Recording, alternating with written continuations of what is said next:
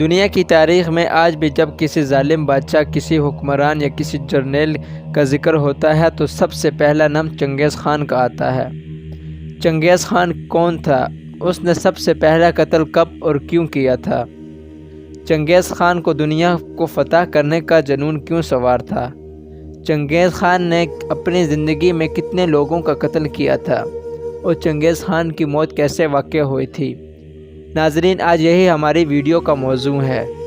Video شروع کرنے سے پہلے تمام ناظرین سے میری اتنی سی گزارش ہے کہ وہ میرے چینل مدثر وائس کو ضرور سبسکرائب کریں اور ساتھ ہی دیے گئے بیل آئیکن کے بٹن پر ضرور کلک کریں تاکہ ہماری ہر نئی ویڈیو کی معلومات بآسانی آپ کو مل سکے۔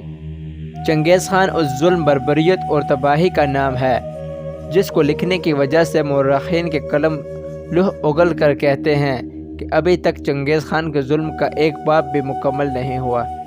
چنگیز خان جس علاقے سے بھی گزرا کرتا تھا اس علاقے پر قبضہ کر لیتا تھا اور وہاں خون کی ندیاں بہا دیا کرتا تھا اور وہاں کے لوگوں کے سر کاٹ کر مینار بنا دیا کرتا تھا، کیونکہ یہ اس کا بہت پسندیدہ عمل تھا۔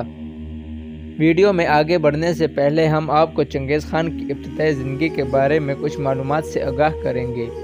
ناظرین، صحرائے گوپی کے شمال میں دریائے کرولین کے قریب بہت سے قبیلے آباد تھے، جن میں سے ایک قبیلہ منگول کے نام سے بھی پہچانا جاتا تھا۔ منگول اور تتاری دراصل یافس بن نوح کی اولاد میں سے تھے۔ چنگیز خان سن 1162 میں دولون بالڈوگ، منگولیا میں منگول قبیلے کے ایک شخص یسوکائی کے گھر میں پیدا ہوا تھا۔ چنگیز خان کے والدین نے اس کا نام تموجن رکھا۔ چنگیز خان جب پیدا ہوا تو اس کے ہتھیلی میں خون جمع ہوا تھا جو اس کی ایک انگلی کے ساتھ لگا ہوا تھا۔ وہاں کے مقامی لوگوں نے یہ پیشن گوئی کی کہ یہ جب بڑا ہوگا تو یہ ایک عظیم لیڈر بنے گا۔ چنگیز خان کا قبیلہ ایک خانہ بدوش قبیلہ تھا جو پانی اور گھاس کی تلاش میں مارا پھرا کرتا تھا، جو اپنی بیڑوں اور گوروں کے ہمراہ کبھی ایک جگہ تو کبھی دوسری جگہ رہتا تھا۔ یہ ٹینگری نامی دیوتا کی عبادت کیا کرتے تھے جسے پانی، بادل اور طوفان لانے والا سمجھا جایا کرتا تھا۔ چنگیز خان تب 9 سال کا تھا جب اس کے والد کا قتل پڑوس کے ایک سردار نے اسے زہر دے کر کیا تھا۔ چنگیز خان کے اچھے دن دیکھنے سے پہلے ہی اسے ذبح حالات سے گزرنا پڑا۔ چنگیز خان کی جوانی میں ان کے قبیلے پر ایک قبیلے نے حملہ کر دیا تھا۔ وہ لوگ بھی منگول تھے۔ ان لوگوں نے چنگیز خان کے گھر والوں کو نقصان پہنچایا اور چنگیز خان کی ماں نے اس شخص سے کہا کہ میرا بیٹا جب بڑا ہوگا تو یہ تمہیں تڑپا کر مارے گا۔ جب اس سردار نے یہ بات سنی تو اس سردار نے چنگیز خان کو قتل کرنے کا حکم دے دیا۔ مگر منگولوں میں ایک رواج تھا۔ وہ رواج یہ تھا کہ جس شخص کو بھی وہ قتل کرتے اس کو ٹانگے کے پہیے کے ساتھ ناپا کرتے تھے۔ اگر اس شخص کا سر ٹانگے کے پہیے سے اوپر ہوتا تو اس کا سر اڑا دیا کرتے تھے۔ چونکہ چنگیز خان تب چھوٹا تھا، وہ عمر اور قد کے لحاظ سے بہت چھوٹا تھا، اس کا سر پہیے سے نیچے تھا، اس لیے اسے قیدی بنا دیا تھا، کیونکہ وہ لوگ عورتوں اور بچوں کو قتل نہیں کیا کرتے تھے۔ چنگیز خان کو کئی سال تک قید میں رکھا گیا، مگر وہاں ایک بزرگ تھے جو اسے روز کھانا کھلایا کرتے تھے، جس کی وجہ نے چنگیز خان نے اس سے کہا کہ جب میں حکمران بنوں گا تو میں تمہیں کچھ نہیں کہوں گا۔ چنگیز خان کے باپ کے مرنے کے بعد ان کے حالات بہت ہی زیادہ خراب ہو چکے تھے، کیونکہ ان کے ہاتھ سے سرداری، مال مویشی سب کچھ چھن چکا تھا۔ چنگیز خان اپنی والدہ اور دیگر بھائیوں اور بہنوں کے ساتھ ایک پہاڑی میں جا کر چھپ چکا تھا۔ سردی اور برف سے بچنے کے لیے وہ لوگ گھوڑوں کا شکار کیا کرتے تھے اور ان کا گوشت اور خون پیا کرتے تھے، یہاں تک کہ وہ ان کی آنتیں تک کھا جایا کرتے تھے۔ چنگیز خان ایک مرتبہ ایک مچھلی پکڑ کر لایا تاکہ وہ اسے کھا سکے۔ جب وہ مچھلی گھر لے کر آیا تو اس کے بھائی نے اس سے وہ مچھلی چھین لی اور اسے خود کھا گیا تھا، جس کی وجہ سے چنگیز خان بہت ہی زیادہ غصے میں آ گیا اور اس نے کمان سے اپنے بھائی کے سر پر اتنے وار کیے کہ اسے قتل کر دیا تھا۔ یہ چنگیز خان کا اپنی زندگی کا پہلا قتل تھا جو اس نے 12 سال کی عمر میں کیا تھا۔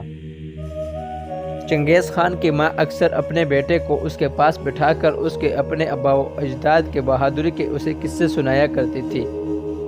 یہی وجہ تھی کہ چنگیز خان بچپن سے ہی نڈر اور بہادر تھا۔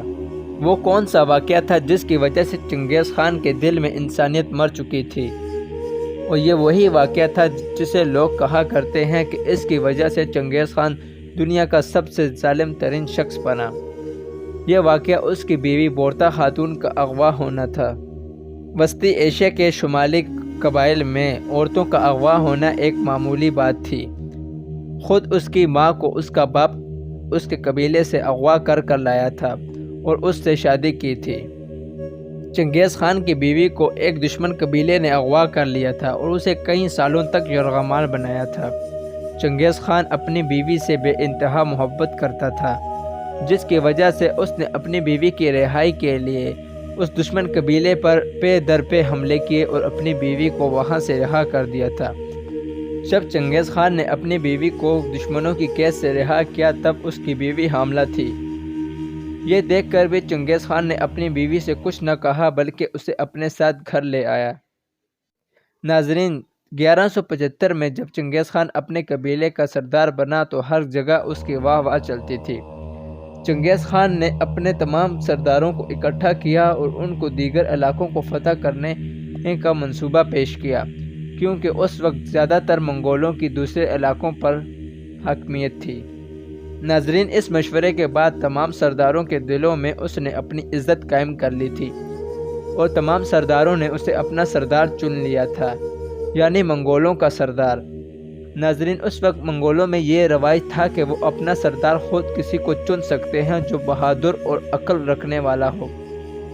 اس لیے تمام سرداروں نے اسے اپنا سردار چن لیا تھا اور اسے چنگیز خان کے لقب سے نوازا گیا تھا۔ چنگیز خان نے خود کو خان آف خان یعنی خانوں کا خان قرار دیا تھا۔ اس کے باوجود چنگیز خان نے منگولوں کو ایک عظیم اور مضبوط سلطنت کے طور پر قائم کیا تھا۔ چنگیز خان ایک عظیم جنگجو اور عقل مند شخص تھا۔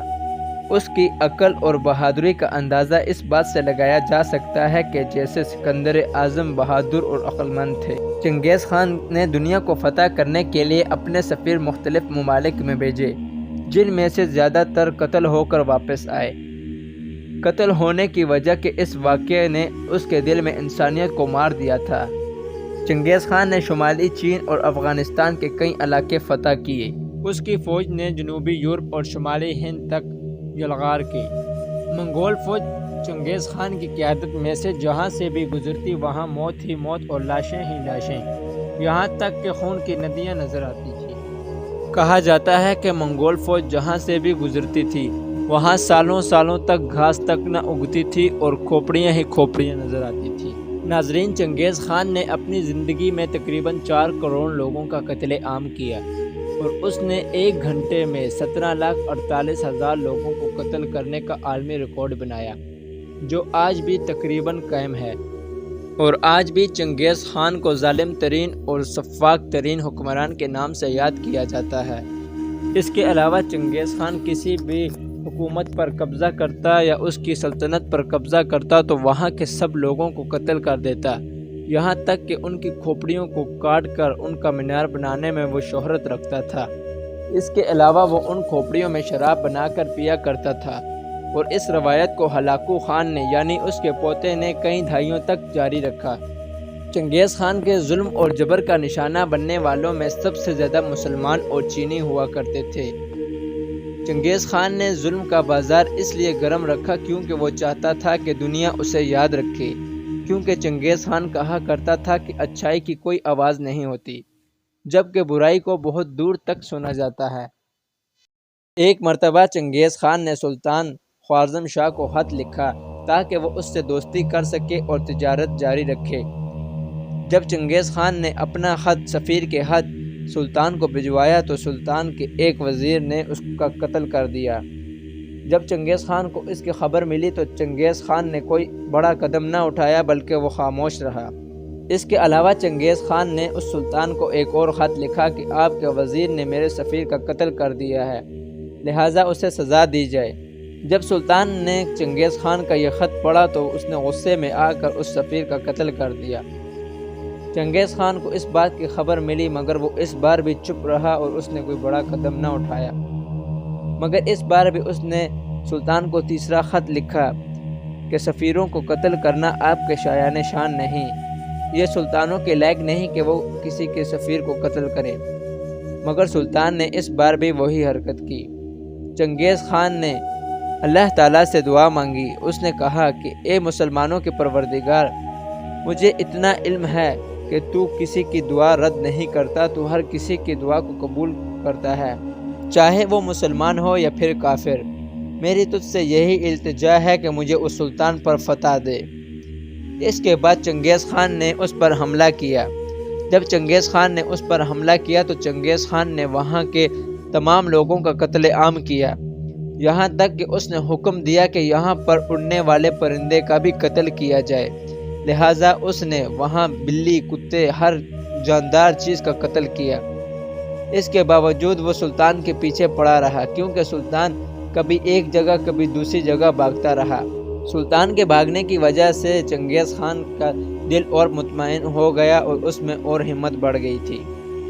جب چنگیز خان نے سلطان کو پکڑا تو اسے قتل نہ کیا، بلکہ اسے قید میں رکھا اور اس سے کہا کہ تم اپنی قوم کا تمام خزانہ میرے سامنے لاؤ۔ تو سلطان نے تمام خزانے کی چابیاں اسے دیں اور دروازہ کھولا۔ اس کے بعد چنگیز خان نے کہا، یہ تو تمہارا خزانہ ہے، جو تم نے زمین میں دفن کیا ہے وہ کہاں ہے؟ جب سلطان نے چنگیز خان کو زمین میں دفن ہوا خزانہ دکھایا تو اس پر چنگیز خان نے کہا کہ کاش تم یہ خزانہ اپنی عوام پر خرچ کرتے تو وہ اس مشکل حالات میں تمہارے ساتھ کھڑے رہتے اور تمہیں کبھی شکست نہ ہوتی، مگر افسوس تم اپنی سلطنت کے ساتھ نہیں کھڑے ہو سکے اور تم ایک بیوقوف سلطان ہو۔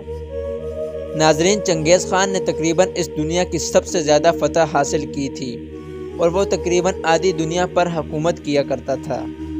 ناظرین، چنگیز خان کے ظلم و جبر سے نہ صرف انسان محفوظ رہ سکے بلکہ علم اور ادب کی کتابیں بھی محفوظ نہ رہ سکیں۔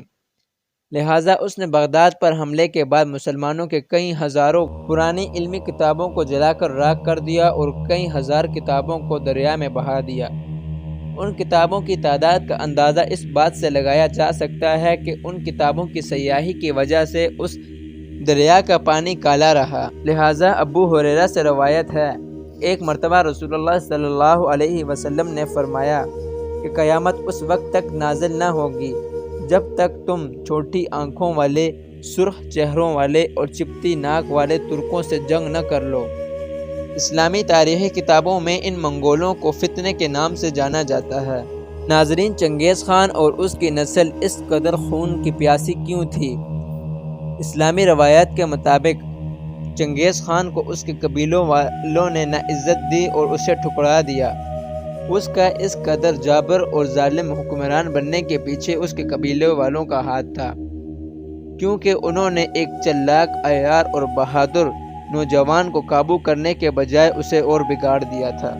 اور حیران کرنے والی بات یہ ہے کہ اپنے قبیلے میں ٹھکرایا ہوا نوجوان ایک طاقتور فوج کھڑی کرنے میں کامیاب رہا تھا۔ ناظرین، اب سوال آتا ہے کہ چنگیز خان کی موت کیسے واقع ہوئی تھی؟ چنگیز خان کی موت کے بارے میں مختلف قسم کی روایات ملتی ہیں۔ چنگیز خان چین کی فتوحات میں کافی سالوں تک مصروف رہا۔